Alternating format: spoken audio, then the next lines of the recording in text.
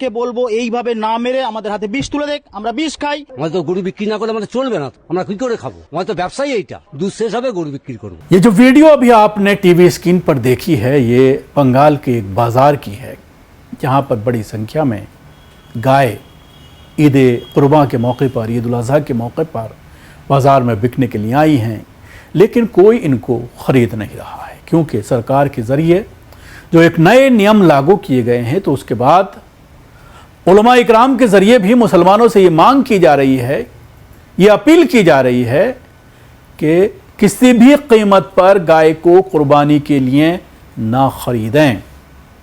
गाय छोड़ दीजिए, भैंस को भी ये कहा जा रहा है कि भैंस भी ना ख़रीदें, सिर्फ बकरा ख़रीदें। एक आलिम दीन का बयान सोशल मीडिया पर वायरल है जिसको लेकर के बड़ा बवाल मचा हुआ है। उन्होंने साफ तौर पर कहा है कि बिल्कुल बचा जाए बड़े की कुर्बानी से, चाहे वो भैंस हो चाहे वो गाय हो, क्योंकि इनका पालन पोषण हिंदुओं के ज़रिए किया जाता है और हिंदुओं को ये उम्मीद रहती है कि बकरीद के मौके पर उनके जानवर का 4 गुना मिलेगा। अगर 25,000 आम दिनों में है तो वो 1 लाख में उनकी गाय बिकेगी और उससे उनका पूरा घर पूरा साल चलता है, ख़ासतौर से जो जानवरों की किसानी करते हैं। लेकिन सरकार के इस फैसले के बाद मुसलमान परेशानी में पड़ सकते हैं, कानूनी अड़चन में पड़ सकते हैं, परेशानी में आ सकते हैं। इसलिए वो एक तीर से 2 शिकार करें। एक तो सरकार की से लफड़े से बचने के लिए, कानूनी पचड़े में पड़ने से बचें, दूसरी तरफ इसको ना खरीद करके बकरा खरीदें, क्योंकि बकरा का ज़्यादातर जो है पालन पोषण वो मुसलमानों के ज़रिए किया जाता है और मुसलमानों को उसका फ़ायदा पहुंचेगा। ये बात मौलाना के ज़रिए कही गई है। हालांकि मैं इस तरह की चीज़ों का हम समर्थन नहीं करते, लेकिन इसके वायरल होने के बाद कई तरह की बातें सोशल मीडिया में उठ रही हैं और उसके साथ ही दर्जनों ऐसी वीडियो हैं वेस्ट बंगाल की जो सोशल मीडिया पर वायरल हो रही हैं, जिसमें कई व्यापारी ऐसे हैं जो ये कहते हुए नज़र आ रहे हैं कि हम जहर खा लेंगे। एक महिला का वीडियो है जो ज़बरदस्त वायरल है। इसमें कई व्यापारियों का ये भी कहना है कि सीधे तौर पर उनकी आजीविका को प्रभावित ही कर रहा है मामला। किसान अपने पशुओं को ख़रीदने और बेचने के लिए बाज़ार लाए हैं, लेकिन उन्हें कोई ख़रीदार नहीं मिल रहा है। इसके साथ ही इस वीडियो में आप देख सकते हैं कि बंगाली हिंदू जो है वो वोट तो दे दिया भारतीय जनता पार्टी को, लेकिन अब एक तो बिल्डोज़र का प्रकोप, वो कोई धर्म देख करके नहीं चल रहा बल्कि सब पर चल रहा है। दूसरा, अब तुरंत ही ईद कुर्बान आ गई, ईद उल अज़हा का त्यौहार आ गया और फिर उसके बाद सरकार के ज़रिए अल्टीमेटम, सरकार के ज़रिए नोटिस कि किस किस तरह से आपको कुर्बानी करनी है, किन किन जानवरों को आपको कुर्बानी करनी है। जो ऐसा नहीं करेगा उस पर जुर्माना लगाया जाएगा। इसके बाद मुसलमानों ने गाय से पूरी तरह से दूरी बना ली। अब इस साल कुर्बानी में इनकी गाय नहीं बिक रही है, तो हाथ में जहर लेकर मीडिया के सामने आ गए हैं। आप टीवी स्क्रीन पर देख सकते हैं, मरने की धमकी देने लगे हैं। ऐसा कैसे बंगाल में हिंदुत्व का राज चलेगा, ये एक बड़ा सवाल खड़ा हो रहा है।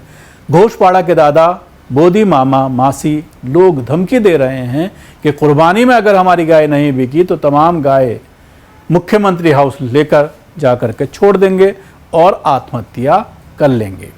अब सवाल यही खड़ा हो रहा है कि कैसे कैसे चलेगा।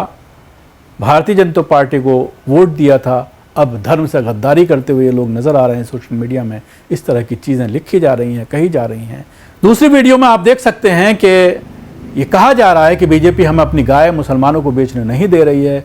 मैंने बकरीद के लिए इन जानवरों को पालने और बेचने के लिए 5 लाख रुपये का लोन लिया था।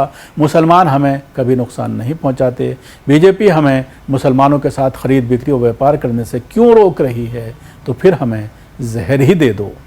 না তো গলায় দড়ি দিতে বলো আর না হলে বিষ আনতে বলো। বিষ তো ফ্রি পয়সায় পাওয়া যাচ্ছে। রেখা তো ও গরু লাগাচ্ছে, কোন আক্কেলে ও খাওয়া দিতে পারবে? এককাল গোবর ফেলতে পারবে?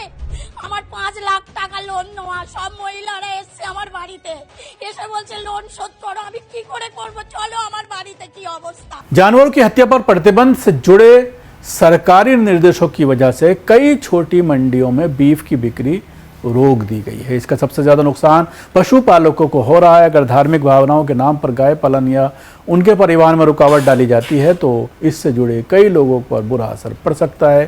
प्रभावित लोगों की ओर से अदालत में अपील करने की बात भी कही जा रही है। ये बात कही गई है CPIM के नेता के जरिए प्रेस कॉन्फ्रेंस में, और ये कहा है कि हम इस मामले में कोर्ट जाएंगे और सड़कों पर भी उतर करके विरोध प्रदर्शन करेंगे। इसके साथ ही सरकार को सोच समझ कर फैसला लेना चाहिए। आर्थिक पहलुओं का भी ज़रूर विचार किया जाना चाहिए। जिस तरह ज़बरदस्ती से ये सब किया जा रहा है वो गलत है। ठेले वालों को हटाने के मामले में भी हमारे यही रुख है। इसके लिए पहले से एक समय सीमा तय कर देनी चाहिए। विधानसभा चुनाव में लोगों ने अपना गुस्सा इसलिए जाहिर किया था क्योंकि उस समय कानून का राज नहीं था। नई सरकार को उसी रास्ते पर नहीं चलना चाहिए। ये बात सचिव मोहम्मद सलीम हैं, जो CPIM के सचिव हैं, मोहम्मद सलीम, उन्होंने कही है। Two wrongs can't make a right, এবং এটা কোনো রাইটের প্রশ্ন নয়। আমরা ঠিক করেছি, ইতিমধ্যে দেখেছেন যারা সারা বছর ধরে এই গবাদি পশু পালন করে তারা এই হাট বাজারের জন্য অপেক্ষা করে, কিন্তু অধিকাংশ জায়গায় হাট বাজার বন্ধ হয়ে গেছে রাতারাতি। এবং এটা শুধু মাংস না, গবাদি পশু না, আমি বলে দিচ্ছি। এরপরে এটা এক্সটেনশনে যেখানে কমন হাট আছে, আমরা দেখেছি দাঙ্গাঙ্গার পরে যেটা হয় যে এই সম্প্রদায়ের দোকান থেকে এ কিনবে না, ও সম্প্রদায় থেকে ও কিনবে না, এই সম্প্রদায়ের হাটে ওই সম্প্রদায়ের লোক বসবে না, ওই সম্প্রদায়ের হাটে ওই লোক বসবে না, এবং বাজার হাটে চলবে। এই জন্যই আপনারা দেখেছেন নিউ মার্কেটে যখন জয়ের আনন্দে যখন বুলডোজার নিয়ে নামে, প্রথমেই আমরা বামপন্থীরা 4 তারিখে ফলাফল বেরিয়েছে, 8 তারিখে আমরা ওখানে মিছিল করি, সমাবেশ করি। কেন করি? যেগুলো আমাদের হচ্ছে ঘর পোড়া গরু সিঁদুরে মেঘ দেখলে ডরায়। আমরা গুজরাট, মহারাষ্ট্র, রাজস্থান, উত্তরপ্রদেশ, হরিয়ানা, এই উদাহরণগুলো আমাদের সামনে আছে। আমরা আসামে প্রতিদিন উদাহরণ দেখছি, আমরা ত্রিপুরায় উদাহরণগুলো দেখছি। আমার মনে হয় শাসক দলও সেটাকে শিক্ষা নেবেন এবং ওই পথে যাবেন না। তারপর আমরা দেখলাম যে তপসিয়ায় যখন বুলডোজার ব্যবহার করা হলো, কোর্টে কেস হলো, আমাদের নেতারা গেলেন, কর্মীরা গেলেন। এটা কোনো একটা ধর্ম বিরুদ্ধে একটা ধর্ম নয়। বেআইনির কাজে যদি আপনি বিরোধী হন, তাহলে আইন আর বেআইন এটাই তো দেখা হবে।